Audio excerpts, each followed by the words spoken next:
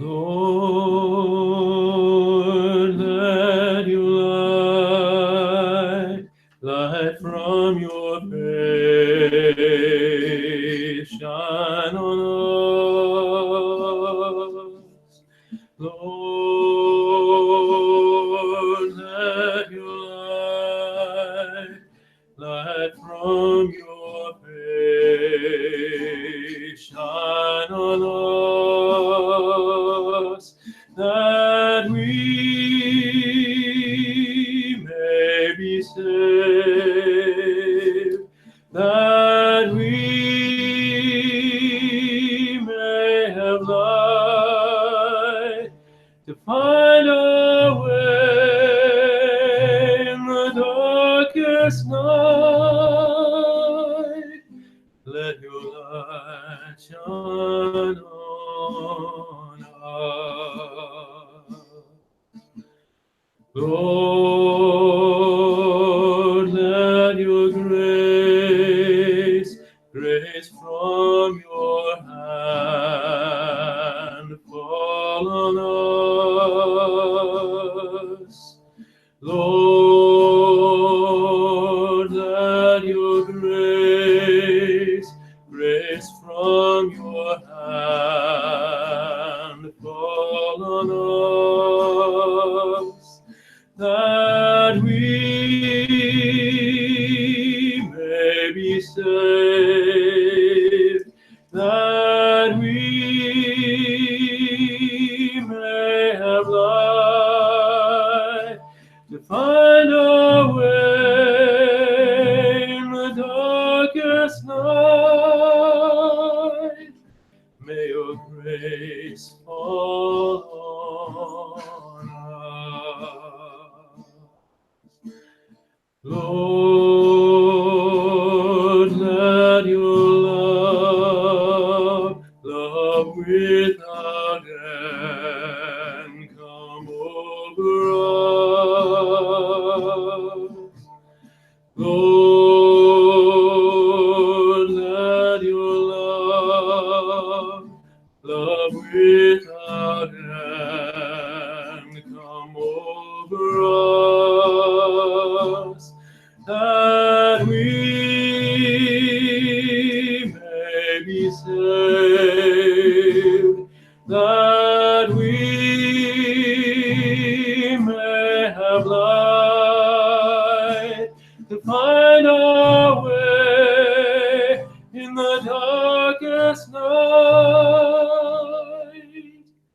May your love come over us. May your love come over us. Amen.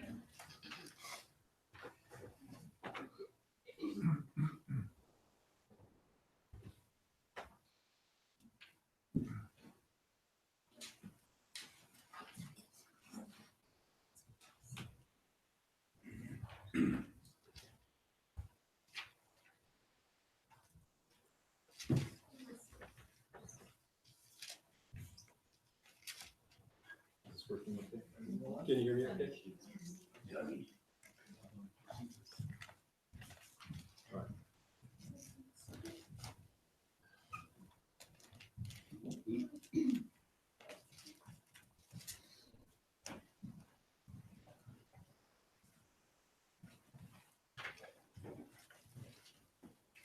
Good, thank you.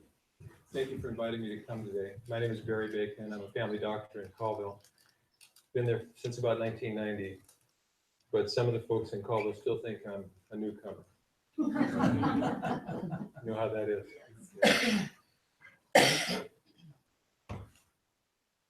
So I was thinking about what Ron said earlier about being more loving and kind. And I have to say that that's what I want my life to be about. And I'm serious about that. I'm serious about getting serious with God and helping him, allowing him to transform my life by his continual presence through the Holy Spirit. So I'm trying to seek what he wants me to do. I want to share a little bit about God's story in my life. in our lives, my family's life. Shelley couldn't be here today. She has duties in Colville, and that seems to be just the way it is. So just about every week she's tied up there with church services and Sabbath school with the youth and so on. A few things happened in the last week or so that have just opened my eyes to look at things and to consider the direction of my life and the direction of our church as well. One was the visit of U.S. Congresswoman Kathy McMorris Rogers. Probably a number of you know her personally. When she was, before she became a congresswoman, I invited her into a C-section with me just to observe. Happened to be some patients that were from another part of the country that had moved to this area. And I said, Kathy, would you like to come and observe a C-section? And so she did. A few weeks ago, Shelley and I were sitting on a plane traveling to I don't remember where, and Kathy happened to be across the aisle from us, so we picked up the conversation again. And the thing she remembered of all of the things conversations that we've had together was, I remember you invited me to go into that C-section. So something that stuck out for her. So we go back a ways. But the nature of that meeting that took place on Wednesday of this week in Colville was kind of interesting because there were a couple of dozen protesters out front of the Ag Trade Center where the meeting was held. And I wondered what their agenda was because I happened to recognize some of them. So I thought, I wonder what this is all about. And I saw some signs there, and one of them came over and talked to me. And one of the issues was affordable health care. So that's on people's minds. And that's kind of my arena. So I take that kind of personally, like maybe we should be listening. Maybe we should pay attention. People are suffering as a result of policies that, big government, big insurance companies, big corporations make, and they don't think about how it might affect people. Wayne said something to me earlier too, just as an aside. He mentioned, he remembered that he had stayed in the bike hostel. And I'll come back to that in a little bit because there's some homeless people living in there now. So Wayne, you could still come over and move in with them, I suppose.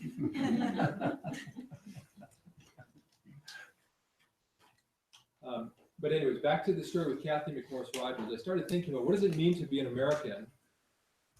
And what does it mean to be a Christian? And where do those two things overlap with each other? And where do they maybe come into conflict?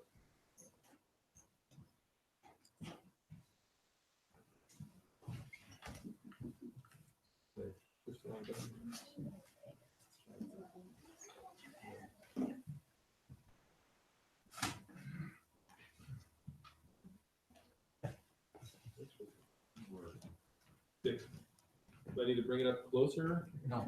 No, don't do that. That's good. Okay. All right, I'll try to keep speaking. If you can't hear me in the back, raise your hand and I'll try to speak a little bit louder. Okay.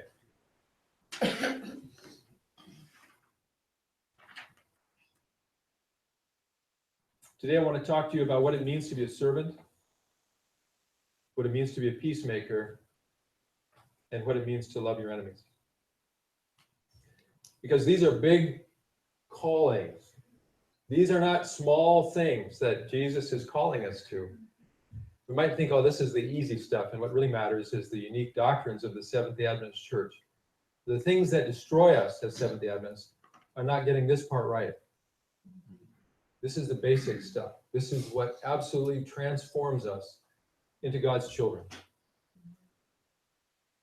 So I've been thinking about that in terms of what it means, because we're called out of the world. I heard that in the Sabbath school discussion this morning. We're called out of the world, aren't we? But there's also a calling to go into the world, right? There's both. So it's this balance of being in the world but not of the world, and trying to figure that out. And we don't always get it right. We struggle with that, and that's a good struggle to have, I think. It's a good discussion to have. We're called to put away sin and evil from our lives, and that's not the end. We're called to care for our families, but that's not it, all of it either. We're called to serve this world, to bless this world with our lives, but that's not the end of God's story in us either. There's something more that God is calling us to. We're called to be peacemakers in this world. Jesus called those who were peacemakers children of God. Blessed are the peacemakers. They shall be called. They shall be known as the children of God.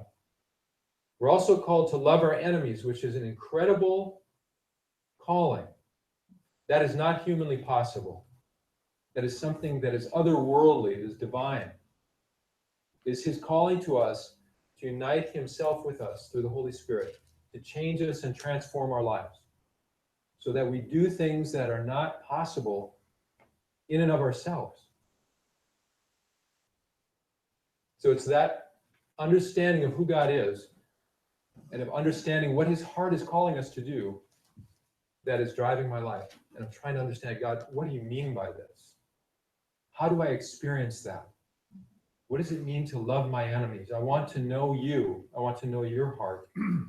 Could you please lead me into an opportunity to love my enemies? Show me what you mean. I'm convinced that God is calling us to more and better things, all of us. I'm convinced that in the process, God fully intends to transform us by calling us his broken vessels to do the things that as humans are impossible. This is his story. This is the story that he is writing in our lives. In 2011, Shelley and I were working in the country of Rwanda. Some of you will remember that there was a genocide that took place there in 1994. When the genocide broke out, I happened to be in Kenya. And I remember one of the missionaries' kids, whose parents were still in Rwanda. The son was in Kenya, attending a boarding school there, Maxwell Academy. Told me the story of what was happening and what had happened just a few days before, in April of 1994, in his parents' front yard. They were working on an Adventist campus. And suddenly there was a loud knocking on the door and shouting, saying, let us in, let us in. So they opened the door and in ran about 4 young people who hid themselves behind these missionaries and said, please protect us, they're going to kill us. And at the door, just behind them, was a whole mob who said, release them or we will kill all of you. So they were in a terrible situation where those who were hiding behind them were Seventh-day Adventists, but they were of the wrong tribe. They were Tutsi. And on the outside were Seventh-day Adventists who were of a different tribe, Hutu. I'm not going to tell you the rest of that story, but it ends badly. Seventh-day Adventists, different tribes. I'd like to change that. I'd like to change that. We have to see each other differently. Tribes and clans and labels and color has to go away when we enter this place. It has to change, right? We have to be transformed. So Shelley, bless her heart, very kind-hearted woman, she's a teacher. She had a chance to connect with some of the orphans of the genocide. They're transitioning to adulthood now, and she's tried to stay connected with them in the ways that she can. So this was a trip in 2015. Behind her sits a young friend of ours by the name of Albert. This is his new nephew. So Shelley's holding that little baby in 2015. This is a story that is amazing in and of itself. What this picture represents to me is a connection between Shelley, this young man leaning over her by the name of Albert, his family living in shelter. Homelessness affects people all over the world. Certainly it happens in our backyards, doesn't it? But it happens in Rwanda too. So here are these orphans. Albert's father and mother were both killed during the genocide or shortly afterward. As a result, he was left destitute and he attended an orphanage called the Imbabazi Orphanage that was started by an American woman by the name of Roz Carr. Her story is amazing. She had lived in Africa for over 50 years. She worked a farm there and raised flowers, cut flowers. And during the genocide, she fled and came back to the US and lived with her family in California. For about 100 days, she watched as the country of Rwanda fell apart. But she had been changed by the process of living in Africa among the Rwandans. And she recognized, these are my people, and this is when they need me the most. So ADRA, bless their hearts, pulled a quick one, and she came back into the country of Rwanda as an Adventist missionary. So she's not an Adventist, and she's not a missionary. But to get back in the country and check on her things and try to make right the things that were broken, they allowed her to come back into the country. Otherwise, they couldn't do that. She wouldn't have been able to come back in. Anyways, Roskar, at the age of 82, never having had any children, but always having dreamed of having children, suddenly decided that she was going to transform her farm into an orphanage. And she became the mother of 100 children. So for most of their growing up years, because many of these were infants, she was the only mother that they knew. And they loved her dearly. Every year they come back and they honor her at her graveside, which is there on her property in Imbabazi. Shelley had the chance to teach these young people, and she's tried to stay connected in the ways that she can. And she did some other amazing things while she was there. But back to this story and what this picture represents. Shelley, when we came back from Rwanda, some folks in Kettle Falls, Washington, found out about our trip and our work in Rwanda, and they said to us, would you be willing to come and maybe speak to my class? We're studying genocides. And Shelley said, I'll do better than that. I'll connect you with one of the orphans of the genocide. And she connected them with Albert by Skype. So the students of the secular Kettle Falls High School were able to connect with a Rwandan orphan of the genocide and talk to him personally about his experience as a young person growing up without parents as a result of that conflict.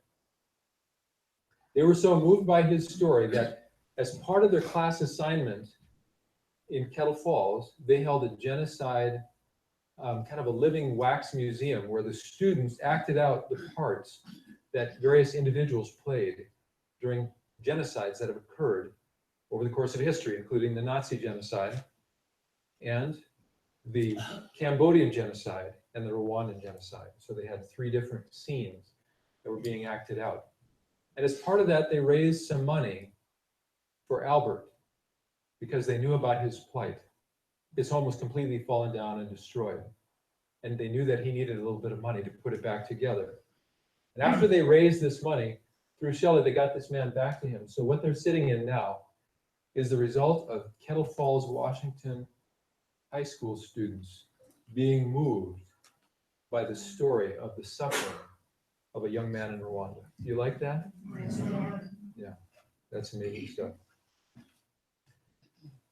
All right. Yesterday, I was in Newberg, Oregon. We've connected with these young people. They're engineering students at George Fox University. They heard about our work in a peace initiative in northern Kenya between the Pokots and the Turkanas. We have a website that's called the Pokot-Turkana Peace Initiative. They heard about that work and they said, we would like to help you with our senior project to design a water project that allows you to develop agriculture in this arid environment, to pump water out of the river using the power of a waterfall. There's a salty, hot water waterfall. It's so hot you can't walk through it, scalds your skin. But it represents a resource that can be used to power and create electricity for various purposes. So these young people, strangers to me until yesterday, were working on this project as their senior project. They are so excited about this. This is an opportunity for them to transform a portion of the world. These young girls are carrying water on their heads, and they've done this for lots and lots of years. But the problem is there's a conflict in that area, and as a result, they risk their lives every time they go down to get water out of the river, because someone will take a shot at them. When I first went there in 2012 and learned of their plight, it broke my heart to think of women and girls. I thought of my mother and my sister having to go down, and I couldn't bear the thought. that something like that could happen to women who are just trying to get water out of the river to take care of their families, or to go out into the bush and maybe get some palm branches and palm leaves to weave together to create some baskets to sell to get a little bit of money to support their families. But that was the reality in 2012. We said we need to do something about this, and we started a peace initiative, because as a family doctor, do you think that that people's health is a concern in a battleground like that? Yeah, like they might die. So I could go in there with an emergency kit and a lot of supplies and a lot of bandages, or I could do what I think is more important, an intervention to try to erase the conflict that's causing all of this premature death. They showed me, they don't have HIPAA violations over there, so they showed me a list of the people who had died, hundreds of names of orphans as a result of this conflict, and fully a third. And then they wrote down the causes of the death of their parents, and fully a third of them, 33%, were killed as a result of the conflict, of the violence. Another 20% died from HIV. So over 50% of the deaths that caused the orphans, and there are hundreds of them in this small town, were as a result of those two things. You think those two go together? Yeah. Conflict creates deep poverty. As a result of that deep poverty, people make desperate choices. As a result of those desperate choices, they contract diseases that will kill them, like HIV. This is the resource that we're looking at. This is from above the waterfall site. You can see that this is a steady stream all the time. It's a good sized stream. This is so hot. The only thing that grows in this water, there's kind of a funny, some of the stuff that's floating there is a type of algae or something that grows in this hot, salty water. It's really amazing. So we're going to use that as a resource. And the students have designed a setup where we can harvest this water, run it through a generator, create some electricity, and then use that to run a pump that will service about 100 acres. So it's a sizable chunk of land to diversify their food sources. Guess what their food sources are now? Meat and milk and blood. 3 basic food groups, right? Not exactly. I want to grow mangoes there. I want to grow papayas there. I want to grow citrus there. I want to diversify their food so that it's more sustainable and it's much healthier than what they're currently eating. I think we can do that. We've seen some beautiful mango trees just down the road, about 30 miles or so, maybe 40, at a development project. We can do this. So these students want to do that. These students are not Seventh-day Adventists, like they're just strangers, but they want to change the world. So it's really cool partnering with them. I think one of the most important things that we can do as Seventh-day Adventists is to invite people into kingdom work. Ask them to come alongside us and do the cool things that we get to do because we're God's children. So you can see how deep the poverty is for this woman. This is a Turkana woman. You can see the beadwork that she wears there. And she's selling those 2 metal things. I said, what? And so she was there at the fence with this little child. And I said, well, she needs some money, obviously. So I wanted to ask her, what are these things for? She said, these were my husband's. He was killed as a result of the conflict. These were the bracelets that he wore around his wrists. And so now, because of her poverty, she's selling those to try to earn a little bit of money to provide for her family. So now I'm happy to say I'm the proud owner of one of those things. It doesn't fit my American-sized wrist. The significance of this picture is that what's difficult to see, this is a typical landscape for the area that we're serving. You can see it's kind of deserty, maybe looks a little bit like the American Southwest. What's hard to see is that right over here, there are people living. So they're homeless. They live out under the trees. They're semi-nomadic, and so they have camels and goats and sheep and cows and things like that. These are the Pokats. They do have some shelters, but they're very, very primitive, and often they're living out under the trees like this. So we stopped above the hill and yelled at him, said, "Hey, do you need any medical care?" And we just set up an impromptu medical clinic there up on the hill. In 2015, I think it was, I took a team of about 5 people with me. So this is one of them. This is Samantha Brogdon. She's from Colville. She's not an Adventist, but we try to make these trips where we invite people to be as inviting as possible, because sometimes people are not sure they're invited. It's a church affiliated sort of thing, and it's comfortable for us. But I wanted to create a trip where other people could feel welcome, and they could experience how the care of the poor transforms our lives. I wanted her life to be transformed too. So Sam's gone on a couple of trips with us. This one and one back when we went to Mwame Hospital in eastern Zambia. So this is one of the waterfalls. There are 3 of them. On the left-hand side of the waterfall, you can also see kind of a makeshift little building there, propped up on the side of the hill, of the cliff. That was created in probably the 1980s. There was a group of Finnish missionaries that came to this area, hoping to reach out to the Pocots. But the Pocots were kind of hostile and standoffish, so they didn't want to engage with this missionary group. So they ended up engaging with the Turkanas, and that's part of the conflict. It wasn't intended. They were trying to do good things. They were trying to spread the gospel in this part of the world. They were part of I think the Foursquare Gospel Church. So this is a little hydroelectric plant that they developed there on the side of that hill to harvest the flow of that waterfall, run it through a little generator. And then what's difficult to see is that you can kind of see a post up above there, and then the electric line goes across the river to the hospital and some of the houses on the town side. That's kind of wilderness over there where the waterfall is. But on this side, that's where the city is. This is Pastor Jacob Bellas. I first met him in 1996, Seventh-day Adventist missionary, a missionary within his own country. He is Kalenjin. That's the name of this group of tribes. But he recognized the need to send the Adventist message to the Pocots. Pocots represented an unreached group. So he's kind of a lay preacher. And that was it. So that was in 1996. Fast forward almost 20 years. He has still not finished his education because he was so committed to the spread of the Adventist message. But he was kind of looked down on by some of the other pastors because he was not a trained theologian.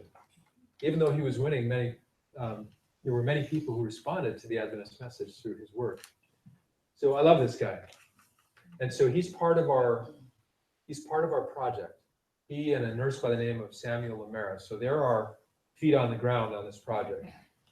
I'm happy to say that in October of 2016, just a few months ago, Jacob was able to complete his education, and he is now has a BA in theology from an Adventist university in Uganda. So he's got jobs waiting for him. He's a great human being. Here's another picture of this hydroelectric plant that we're going to refurbish. We're going to use as part of this process of developing peace. And the point of showing you all of that is to just simply say that peace is what we're called to do as God's children. Jesus said, "Blessed are the peacemakers, for they shall be called the children of God." But God is calling us to do more than become peacemakers. He's also calling us to love our enemies, which is an amazing thing to me. In Matthew chapter 5, as we heard earlier, Jesus made this outlandish statement, and you've heard it said already. "But I say to you, love your enemies, do good to them, pray for them." And then he goes on a little bit later in that passage and says, "Be therefore perfect as your Father in heaven is perfect." It's in the context of loving our enemies that he calls us to say, "Be therefore perfect as your Father in heaven is perfect." This is a bleak part of the world. This is a place where I teach.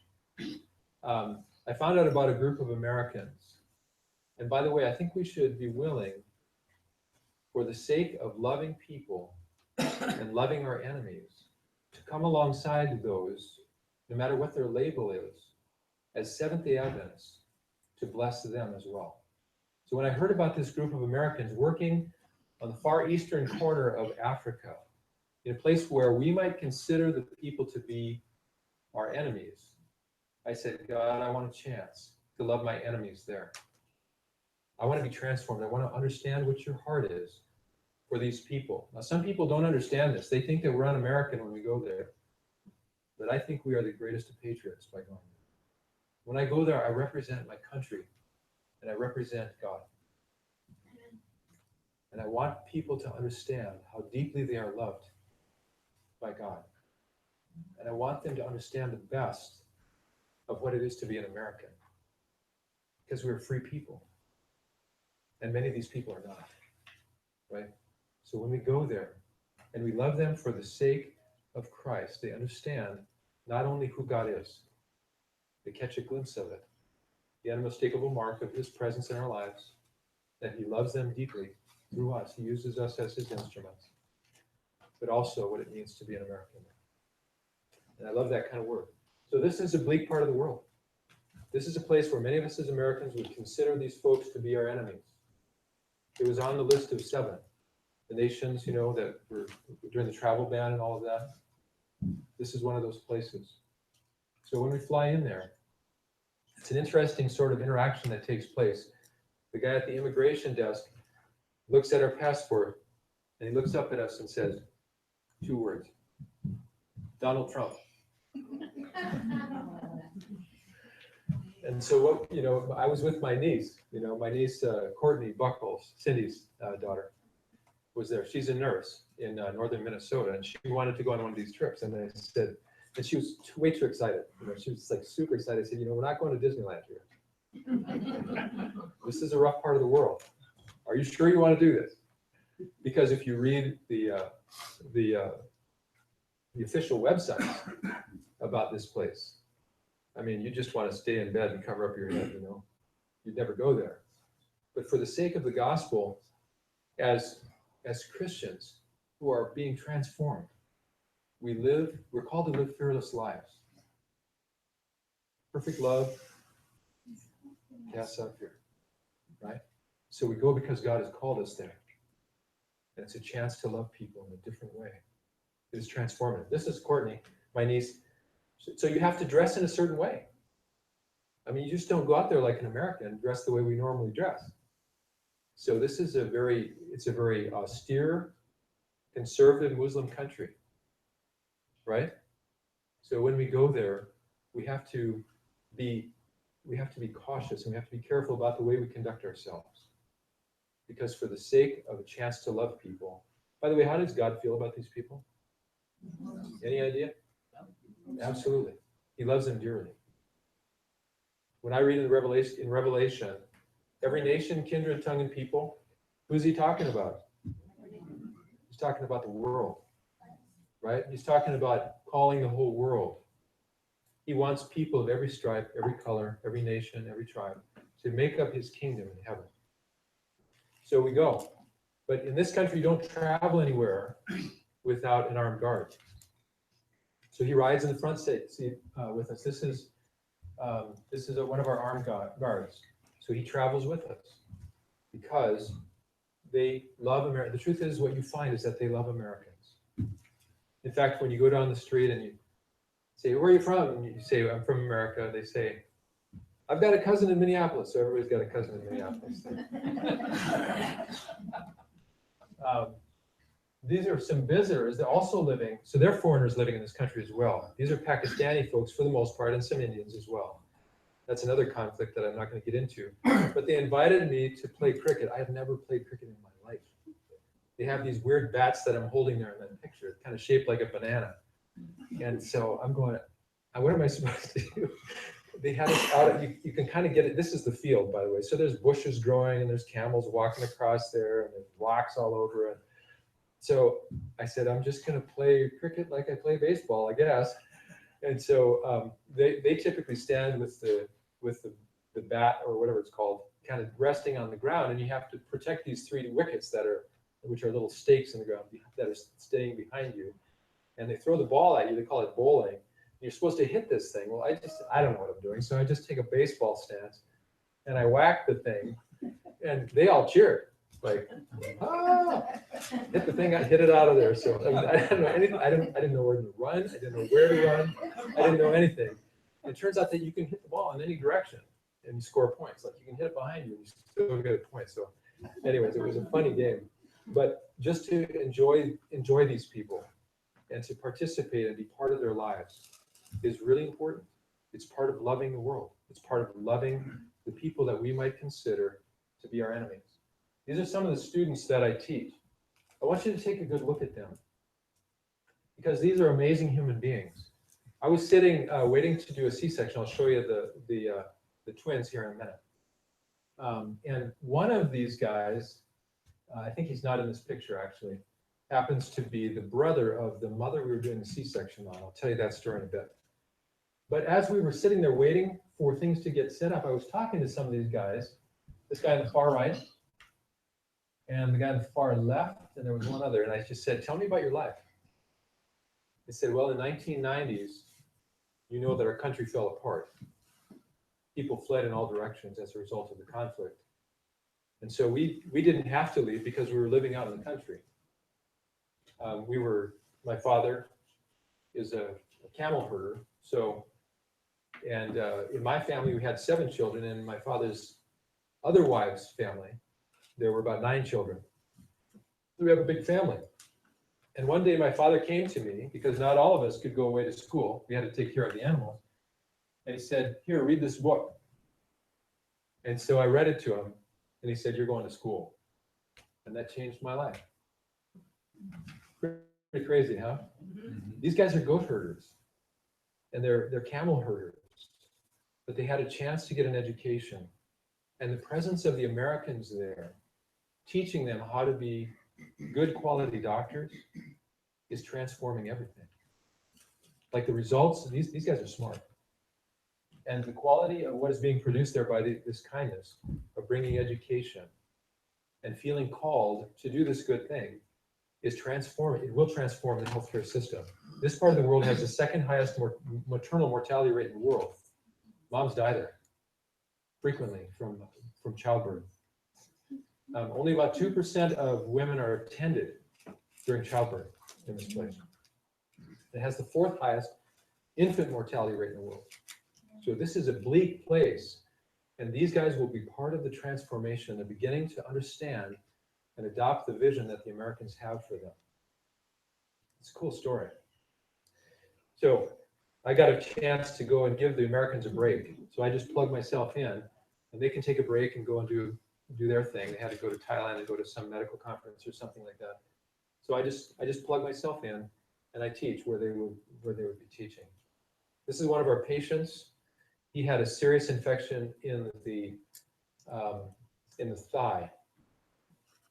So he had stepped on something and it got infected and it spread up his leg and turned into a nasty abscess in his thigh. So Courtney brought some toys, and when we gave him the stuffed cat, or it was like a toy cat or whatever, and it wasn't a stuffed cat. It was it's like a toy cat, and it scared him. Like he just freaked out. He did not know what to do with that. And then we tried giving him something else, and that freaked him out. But a car, he understood. He liked the car, so he's got a car there in his hand. Here's the twins. So interesting. When you love people like this, what is amazing is that it gives you the respect and the authority to speak to them about spiritual things. So I've had very deep spiritual conversations with these guys that were standing in that picture. They love talking about spiritual things. They're very spiritual people, but there's a dark cloud that covers their understanding of who God is. So going there and demonstrating the love that God has for them and bringing them this gift of education and just being a part of their lives opens the door. Like, they respect us so much as Americans for coming there, and they love us deeply. That part is unexpected. Like, it's one thing to love our enemies, but what you don't see coming is what it feels like to be loved by your enemies. That is a complete surprise that I did not see that God had in mind for us. So this woman was pregnant. She was suffering from some medical complications. She had a condition called preeclampsia, very high blood pressure, very swollen. And she was nearing the end of her pregnancy, but she wasn't going to quite make it. So we had her in the hospital. Her brother is one of the doctors that we're teaching. And one night her bag broke and she began to have contractions. And the residents that were working that night called me and said, here's what's going on. I said, okay, I think we need to deliver those babies tonight. So we went in, and that's when we had that conversation about the goat herder thing and all of that. In the middle of this conversation, her brother came in because he was there to be a support person. And he said to me, I'm really glad that you're here to take such good care of my sister. Maybe that's why you're here. And so he's beginning to realize, and I said, yes, I think you're right. I believe that that's why God called me to be here. So we have very deep spiritual conversations, but you can't overtly preach. So you have to understand when to say a word and when not to. You have to be wise. But the interesting thing about it is that, and of course, we're called to make disciples of all nations. But Paul makes an interesting statement. He says, "Oh man, no man anything but to love." So I feel like if I've gone there and I've truly loved people for the sake of Christ, that I've done that first and most foundational thing, and that the Holy Spirit will do the work that He alone can do, to speak when I cannot speak. Amen. So here's this woman with her twins. She had a great outcome. By the way, which one is the boy? The women here love to dress up boys in pink. Bit of a cultural shift for me, but of course it's just a color, right? But for us, it's that's one of those Americanisms, Westernizationisms that we don't see. Actually, pink looks beautiful on a boy, but that's how they like to dress their boys, with pink. All right, so God calls us to be peacemakers. God calls us to be servants, and He calls us to bless people's lives, including our enemies, and invest in them because God is calling them. Every nation, kindred, tongue, and people. That's true here in the U.S. too. So this is our last story. It's an opportunity for us to transform lives here in our area. We're working on homelessness because we saw the need in our community around Colville. And we see so many health disparities and poor outcomes as a result of being without shelter. What happens to people who are without shelter in terms of their health? Yeah, they get sick, they get cold, they don't have enough food, they don't have enough water, they can't shower, they can't stay clean. And often there are things, even the few things in their backpack, you see them walking with backpacks on, right? Even those few things are vulnerable. They're at risk for being stolen by somebody else, right? So their lives become desperate. Many of them are dealing with mental illness. Many of them are dealing with addiction. Many of them are dealing with hopelessness, inability to hold down a job. And if someone doesn't come alongside them and help them, their lives will continue to spin out of control. So we said, okay, what if we did one intervention that in a comprehensive way tried to wrap all of those things together in one project? And that's what we're doing, is we're building tiny homes for people who are homeless and creating other forms of shelter. This is one story that I just want to end with. This girl's name is Tiffany. I first met her, she's given me permission to tell this story.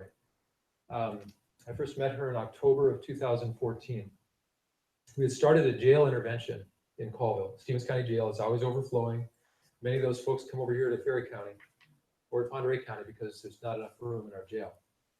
We punish people who have mental illness. We punish people with addiction. We punish people for being poor and being homeless and out in the street. It's against the law, right? So we put them in our jail. So it's a crazy situation. So we decided, what would it feel like if you were there in jail and someone came alongside you and offered to help you when you're at your very lowest, when you're coming down off heroin, for example?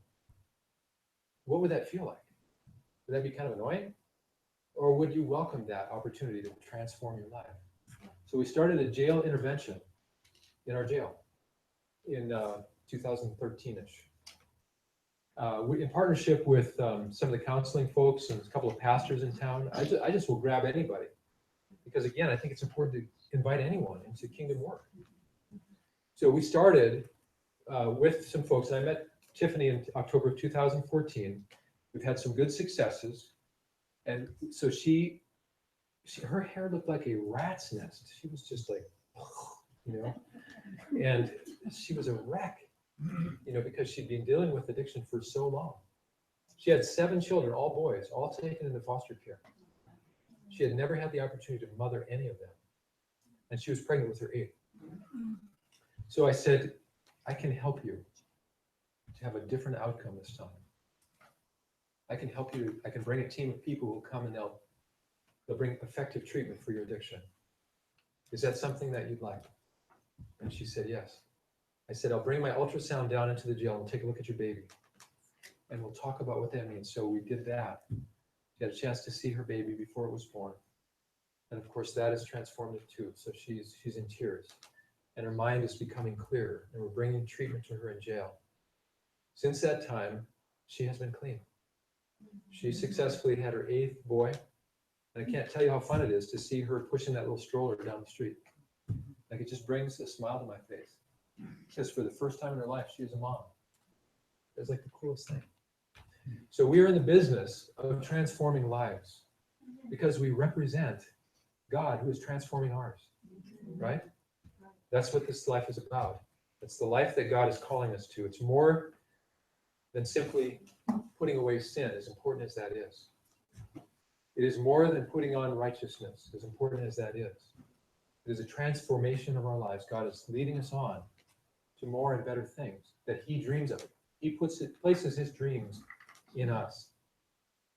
And he makes us people who he calls the children of God because we're peacemakers. He calls us to love our enemies, like this impossible human task. But he says, I'm calling you to be perfect like your Father is in heaven. And this is what this means. Learn how to love people that from the world's perspective, you're being unpatriotic because you're going to a place that is considered to be our enemies. And you're learning how to love them because for the sake of the gospel, God is calling them as well. God sees them differently. So that is a thought I want to leave you with. This high calling that God has given to us.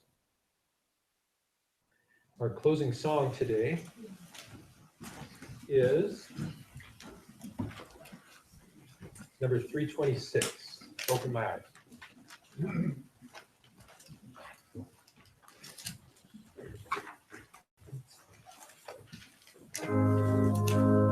Everyone, please stand.